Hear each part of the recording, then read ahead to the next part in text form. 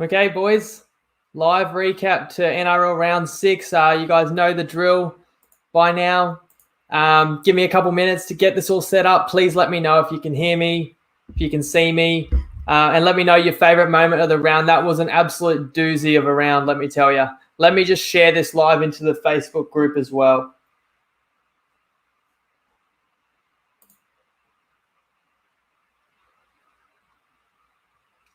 Please let me know if I'm coming through all right, guys. Thanks, Corey.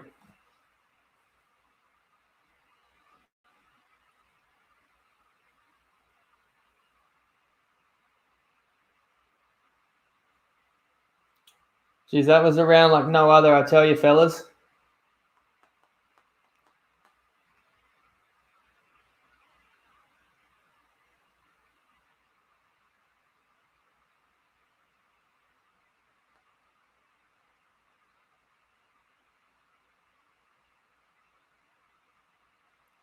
All right, what you got for me, boys? Heartbreaking. Yes, I'm sure that's probably referring to the Bulldogs and the mixed matchup as well.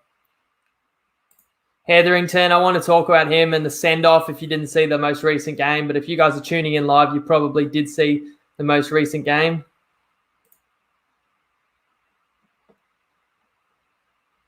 Exciting footy, that's for sure, and certainly not an easy round to make money. Yeah, it's good to see Turbo back on the paddock, Richard.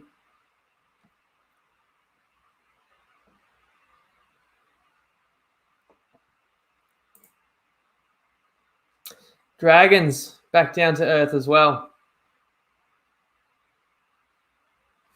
Okay, welcome to the Tripod, where we break down the NRL every week, every game from a punting perspective. This is the round 6 live recap. I'm Jacob Wynn to talk about an absolute doozy of a round, and I appreciate you guys that are tuning in live and sharing your comments, and I'll try and highlight those on the screen and respond to them as well. We went 3-2 on best bets, so that's the plus side. That's 6 rounds of footy this year, 6 out of 6 where I've given out best bets where we've won 60% or better every single week. 17-10, which is 63% for the season. But it wasn't a great finish to the round today. As you guys probably know, both multis fell short today with that game that we just watched with the Bulldogs. I'm going to talk about all 8 games. And we lost the mixed matchup on that match as well. We lost the mixed matchup 22-18. Sharks outscored Bulldogs. We needed it to be the other way around. Look, I like to try and be objective, guys, when I recap the footy. I try and keep emotion out of it. I also know there's people that hate to hear excuses for tips, but I'm still a punter at heart. I still try and get some money down on these plays where I can on a bookie where I'm not restricted. And so I'm sorry, the emotion does come out sometimes because like the game we've just watched, that was a roller coaster and that one hurt. But in general, of course, we don't get anywhere by being stubborn. We've got to always try and learn each week. And that's what I'm here to do, to look back at the round. I watch every minute of every game, lucky enough to do that. And I want to share what I took away from the matches. Let's just recap the results. So again, we still haven't hit one of these big multis. So we've leaked a little further down, -4.5 units for multis for the season. Best bets and mixed matchup, if you combine the two at $100 per play, you're up +446. And I guess in the one positive thing, I don't think a lot of tipsters out there or a lot of punters would have done very well in round 6 because that was an insane round. And that's actually where I want to start, is that I don't pick, I think, really obvious picks. And for that reason, when I lose, I think it's very easy to say, oh, that was so dumb. Why did you bet against such an obvious result? Like a few weeks ago, someone pointed out, like, well, this guy can't know much about footy. He took the Broncos +20 against the Storm and they never stood a chance. Or even this week, I took the Bulldogs. Like, why would you back the Bulldogs? But if you watched this round of the NRL, I think you start to get where I'm coming from when I tell you guys this competition is not easy to predict. Matty Blanchard said it there, 6 of the 8 underdogs covered. Wish it was 7 of 8, but we'll get to that game. But let's just go through the round super quick. Okay, Panthers, Broncos. Your typical punter has Panthers 13+. Well, that didn't win. Knights, Sharks, fair enough, 50-50 game, and it did come down to the wire. When Storm played Roosters, I would hazard a guess most punters picked somebody 1-12. The Storm won by 16 points. Most punters had the Titans against the Seagulls. They lost 36-0. Most punters had Rabbitohs 13+ against the Tigers. They won in Golden Point. Then you go to Eels Raiders. You're thinking it's the game of the round. Most people probably had 1-12, and the Eels won by 25. And then even today, you have Dragons who've won 4 in a row, playing the limping Warriors, and the Warriors have the outright upset. So, I mean, that's just a super quick nutshell of an insane round. But let's go game by game, guys. So I was actually at Suncorp, and I haven't been to a game since before COVID. I don't live in Brisbane anymore, but I happened to go along to this one. Broncos 12, beaten by the Panthers 20. And you know what? Man, they were closer than that. You would never have believed it. I think we're getting towards record territory of Brisbane was like $15 head-to-head. Panthers were $1.03. And you would not believe it if I told you that it was a tied game with 5 minutes to play. It was 12-all. And the Broncos dead set, like, could have won the game. I was there, like, at the start of the game saying, I'll just be happy if it's somewhat a contest. And by the end of the game, I was actually quite shattered for the Broncos that they didn't win because the chance was there to win. In the end, I think the difference was Cleary. He kicks the 2-point field goal, which puts them ahead, and then he scores the try that seals it. But not just that, I thought his kicking game, because the Broncos were absolutely up for a contest here. What was different about Brisbane in this one was real defensive desperation. I didn't think the Panthers were that far off their game. You know, were they a little bit rattled about being criticised a lot in the media for being too cocky? Did they take the Broncos lightly? Maybe, sure, all those things. But plus 28.5 point favourite, Panthers had a few chances in the first half, and Brisbane's desperation, which you haven't seen out of this Broncos team for a couple of years, saved a couple of tries, kept them in the game. And in the end, like, they got a bit of luck when you get a bomb that gets knocked down and Tavita Pangai Jr. scores a try, tiptoeing the sideline. Bit of fortune, but they made their own luck. Broncos led at halftime, so straight away people that had halftime, full-time Panthers was gone. Yeah, anytime try scorers didn't go well, but yeah, Panthers class shone through in the end. Like, in particular, there was a moment where Brisbane had the Panthers right inside their own 20, and I'm thinking if they can get some kick pressure on Cleary, and someone's mentioning it was the Panthers' first interstate travel game, which again could be a factor. And anyway, so this key moment in the game where I think it was 12-all, and Cleary comes up with like a 70-meter kick from his own 30 right to the Broncos goal line, finds the grass, and just moments like that, man, the Broncos would love to have a player like him. He kind of shows there why he's as good as any player, I think, Cleary, in terms of dictating a result. Let's move to the Knights. So Panthers keep their unbeaten streak alive. Broncos get a moral victory, but they're still hurting because they actually had a chance. But the Broncos fans were, I think they were proud by that effort. Now we move to the Knights, who really needed a win like blood, playing at home after losing 3 straight, after having 46 put on them, and they got that much needed win. The Knights won 26-22. I'm sorry, just to put a bow on Broncos-Panthers, I almost forgot. We had 2 best bets in that game. First one was Broncos to score in the first half, and Broncos got a penalty 3 minutes in and scored, and in fact had 12 points. Two tries followed that. So we cashed that. But then we had Broncos to score a try second half, or over 2.5 points, and they were held scoreless. And in part of that is because the Broncos went too well in the first half, that the Panthers kind of put their big boy pants on second half and actually tightened the screws, and the game was too tight. But in saying all that, Brisbane had multiple chances on the Panthers line. When you make a bet, you just want there to be enough opportunities for you to feel good about having that bet in your pocket, even though it didn't win. So 1-1 on best bets on the first game. Moving to the second game, we cashed. We had the Knights -1 point at $2. They won 26-20, and it took Kalen Ponga masterclass. Now, what to take away from this game? A few things. I mentioned last week, I think I gave out pretty decent live play, tipping the Tigers on the halftime line to come back against Cowboys, and they came storming back. This week, I don't go to my way to share any extra tips in the game thread, but if something comes to me, I said, boys, I'm sensing a Barnett try running off Ponga. First try of the game was Barnett assisting Ponga for a try. Second try of the game was Barney running off Ponga, getting a meaty, and he was a $4 anytime try scorer. So a little bit of extra juice and a little bit extra value in the Tripod Punters Tips Forum group game thread, which I always contribute in if I'm watching the game live. you know what this game was? The Knights at home to the Sharks after the week the Sharks had had. This was the flu game, and nobody told me, and I wouldn't have felt as confident in the Knights if I knew Ponga and Watson, who are housemates, were sick as dogs. They dead set just about spewing up in back play, and it nearly cost the Knights the game, I feel, because Newcastle was winning the game, I think 20-12, at 8-point lead, 20 to go, and I really felt like the Knights could carry on with it there.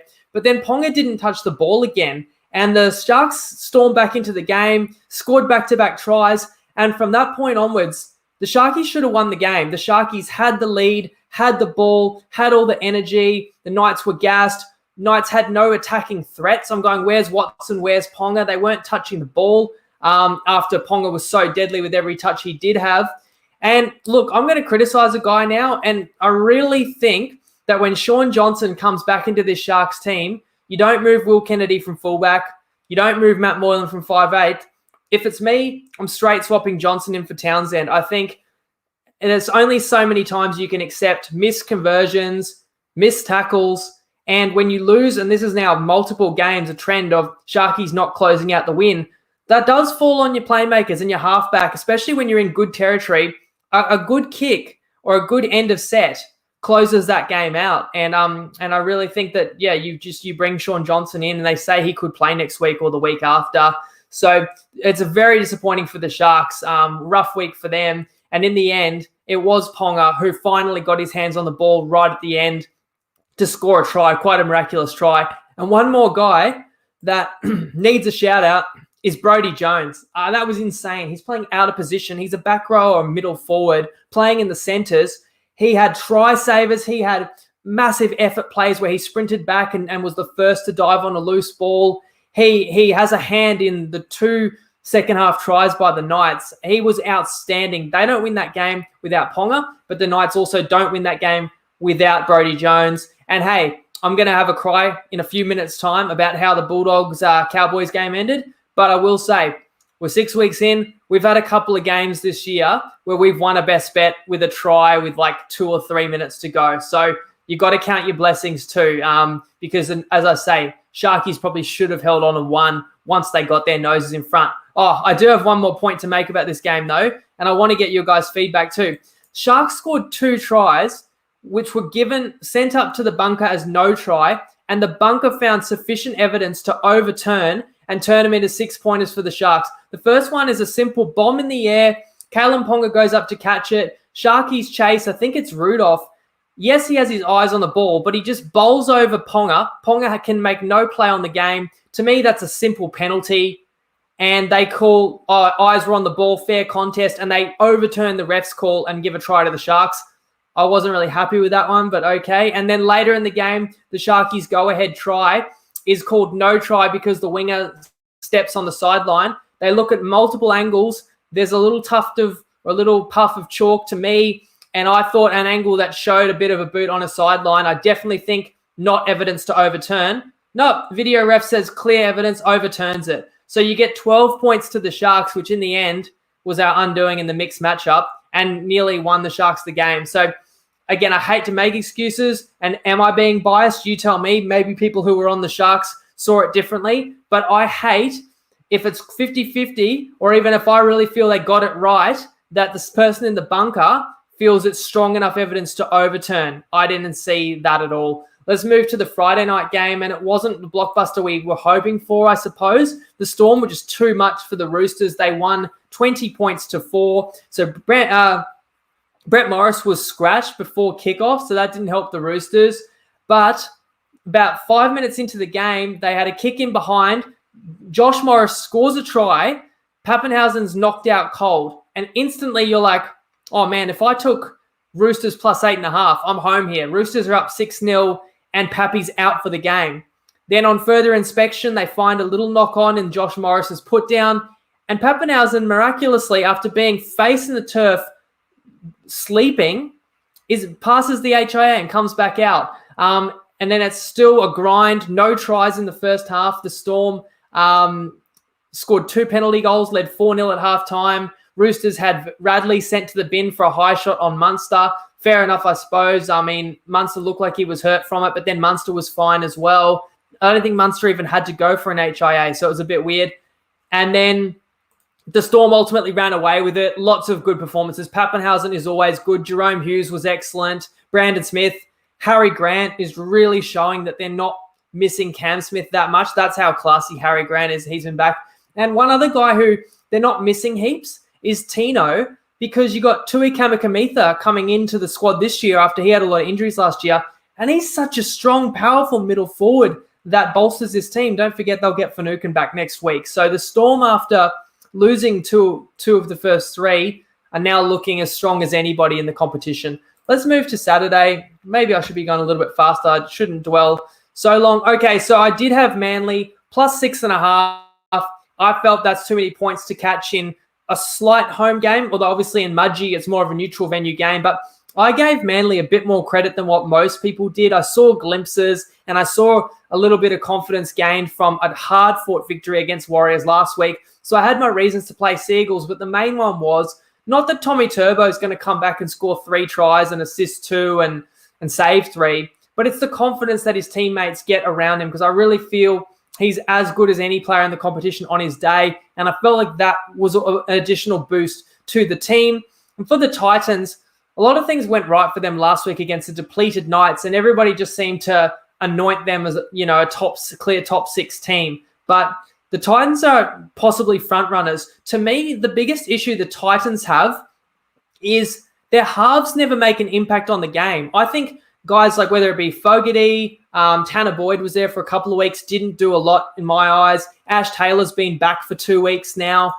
But it's like really good halves take a game by the scruff of the neck. They come up with a great play when you need it. They change the momentum of a game, whether it be with a kick, whether it be with a line break assist. I really feel the Titans halves just play off the back of a damaging forward pack and play off the back of a line break by Brimson. But they should be doing more. The execution isn't there for them. And when their forwards don't get on top, and Manly's forward pack might be a little bit underrated, they've still got guys the likes of Tapau and Jake Trbojevic, and Schuster doing really well in the back row as a ball-playing back row. Then what can the Titans do? And we saw this when they got outclassed by the Raiders, I thought, a couple of weeks ago. Then we all dismissed it because they smashed the Knights. And here again, those chickens came home to roost. They were so far off the pace. I feel bad for any Titans fans that went out to Mudgee to watch that, because they were smoked 36-0 by the Seagulls. So obviously we cash our best bet there. And it was 26-0 at halftime, something like that. So yeah, that was certainly a surprise. I didn't pick that kind of scoreline. I just thought these two teams were closer together. And in fact, the Seagulls were way, way too good. Let me know what you guys took out of that one. Okay, how about this game? In particular, the finish, but really the whole game was crazy. I'm talking about Rabbitohs 18 defeating the West Tigers 14 on Saturday night. And this was a huge effort for the Tigers, and you could see that coming after such an embarrassing performance at Leichhardt, trying to honour Tommy Raudonikis, and they served up such a shit sandwich in the first half against the Cows, and then a too little too late comeback. So effort was, you could expect that. It still wasn't enough for me. I'm not going to sit here and say I predicted that, because if I did, I would have taken the plus 18.5, which is widely available on the Tigers. And you had Rabbitohs were $1.10 favourites in this game, because you still would have thought that the Rabbitohs could be too classy for them. And the Rabbitohs did get out in front, but the Rabbitohs just seemed a little bit off all night. And I'll give a lot of credit to the effort of the Tigers. I thought they were really gritty. I thought Simpkin on debut at hooker played excellent. Tigers had a halftime. No, sorry, I think it was a tie at halftime, 6-all. Tigers got out in front 14-6 in the second half.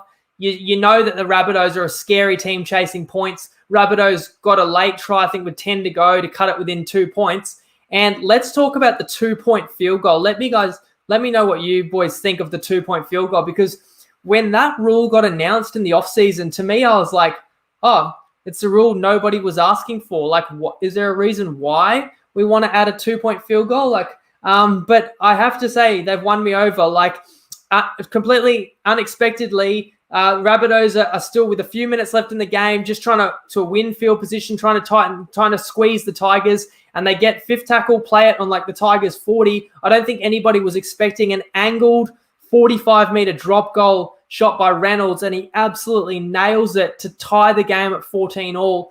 gets it to extra time. But I'm not going to tell you everything that happened at the end of this game, but it involved a sin binning. It involved missed field goals by both teams. It involved Reynolds getting a penalty shot at goal and missing. And then, of course, the grounding by Burgess and then a 100-meter return by Brooks. I can't explain to you what happened in those last few minutes, so just go and watch it or watch the highlights to see how that ended. I will just say I felt gutted for the Tigers. You guys know that for one of our season futures plays, we need them to win over 7.5 games this season. Well, they've won 1 from 5. They lost last week when they were a $1.15 favourite.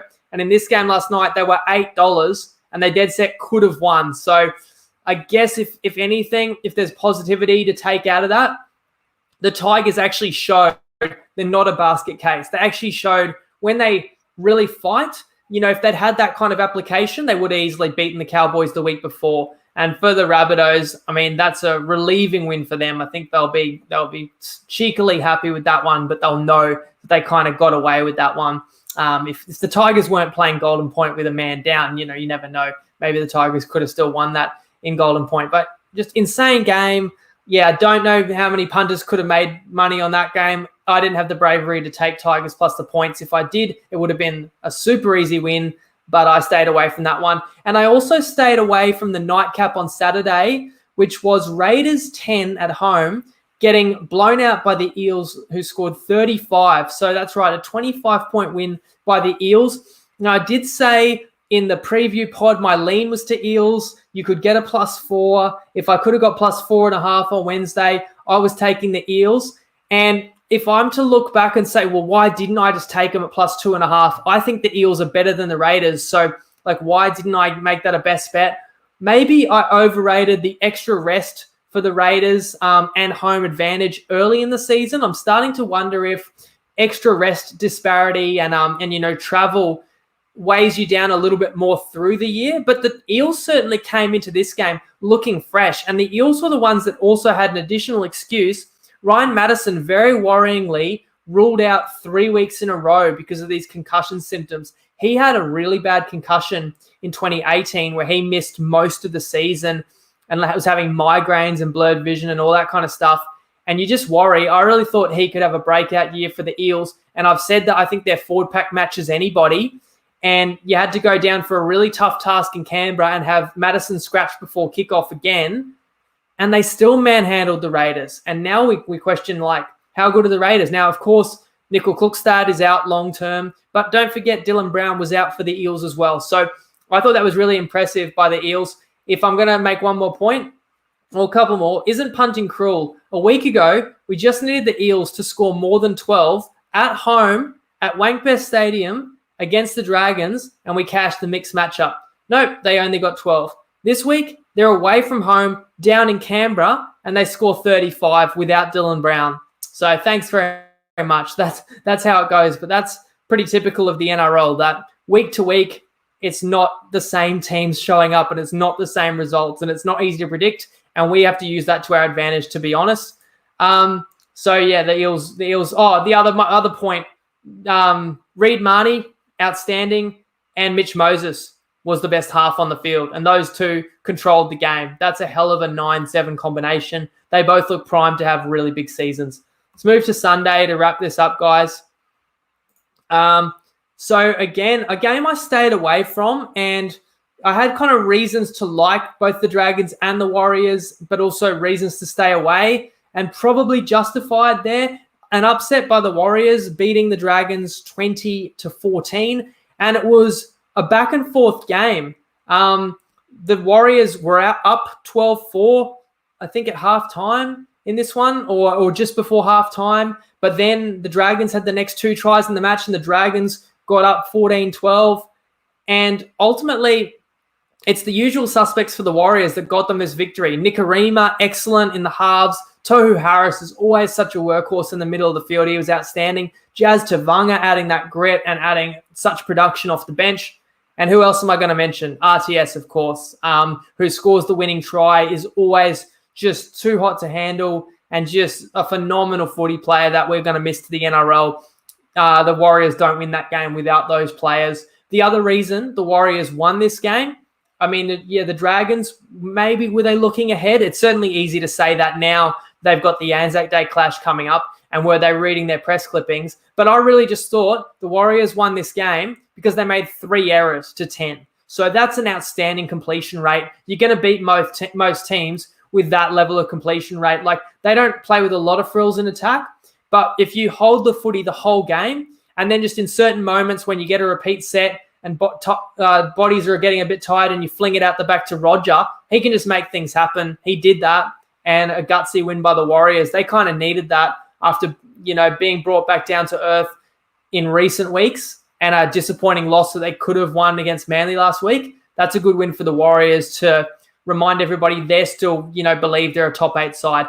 And finally, we lost a best bet. So we were 3-1 coming into this game. Cowboys, Dogs. We had the 15-1 multi still alive, but we would have needed a Dogs halftime, full-time result. So still a bit of work to do. We had the Podfather multi alive, although Dane's tip actually fell just short. So in the end, that was academic. But we had a best bet as well. Bulldogs plus 6.5. And we had the huge fortune, and I'll admit when I get luck as well, Taumalolo fractures his other hand in training after taking 4 weeks to return from, I think, a right fractured hand. He's fractured his left hand in training. You would not read about it. So we had Bulldogs plus 6.5, but when the match kicked off today, it was 4.5 on every bookie, and the Cowboys still without their best player. And we know that Michael Morgan had to retire this year and everything. So first of all, that's a little win for us. You never like to see that happen. But I mentioned, we've had other games this year where we've had Radley scratch, we've had Madison scratch. It goes both ways. So I just really felt Bulldogs, the only team in the competition, still yet to win a game, would really give a great effort. And at the end of the day, that's the part I got wrong. The Bulldogs, especially in the first hour of the game, were horrible. What I really couldn't understand about the Dogs was they'd be getting wrapped up in the tackle, first tackle, and trying to force an offload and getting a repeat set and dead set on the 0 tackle, trying to offload a ball when you had bodies draped all over you. And then, so it was like they were trying to make mistakes. And then when they did get good ball and good territory, which they had a lot of in the first half, I know their attack is not good, and I know I've said myself it's going to take time. But they've just got no structure whatsoever in their attack. You wouldn't think they've had a coach. They had a forward taking a hit up on 5th tackle. They never seem to throw any shape at the opponent. I would have thought we'd see some improvement by now. So in that sense, the Dogs just weren't good enough. Now, what about the Cowboys? That wasn't surprising. Cowboys came in and fought hard. And you think about it, they're in a new stadium. They have not won many games in front of fans in that new stadium for a number of reasons. They haven't won many home games and because of COVID. And off a confidence-boosting win, I didn't think that they'd be complacent. I expected a good effort by the Cowboys, but I just thought the Dogs would be better. Now, what was really crazy about this game was at 18-6 down, Dogs were just useless, and I was not expecting us to really win the plus 6.5 unless something really changed. And then Jack Hetherington, swinging arm, ordered a straight send-off on Val Holmes. And I would just say, and please let me know what you guys think about the send-off, because this was with 25 minutes to go. If you send a player off in the new age with the new rules and make a team play with 12 for 25 minutes, you've ended the game. That's game over. So for me, it has to be such a bad act of foul play to warrant a send-off. And he was on a kick chase trying to tackle Val Holmes, who changed direction. Now, to me, it's very lazy. It's foul play. It's a coat hanger. But it's not like a premeditated fly out of the line on first tackle and take someone's head off. So to me, is that a send-off? No. Could it have been a sin bin? Yes, I thought. So I think that's really harsh. I think refs need to really think long and hard about whether it's justifiable to send a player off and end a game, right? So then that happened, and I said, well, we're down 12. Yeah, we could still get back in this one and cover 6.5, but it's not going to happen now with 12 men. And then the Cowboys scored. So then it was 24-6, and I've gone, well, what a crappy end to the round. We're not going to win the mixed matchup. We're not going to win the best bet. And then the Dogs come roaring back with a man down, score not once but twice, cut the lead to 24-18. Suddenly we're covering. They put a bomb up on 5th tackle. Cowboys spill it. Kotrick scores. and we've got a kick to win the mixed matchup and to go to extra time, and we've covered our bet. They check it on the video ref, and they're telling us that Kotrick, who was like 40 meters away from the kick, was a foot offside, and it was really line ball. I really thought from the angle they had, for them to say he was in front, I mean, I'm not going to say they got it wrong. It was just very harsh call. We were so close to actually a super improbable victory. And then to top it all off, okay, fine, you're not going to give us that try. There's 2 minutes to go, and the Cowboys are up 6.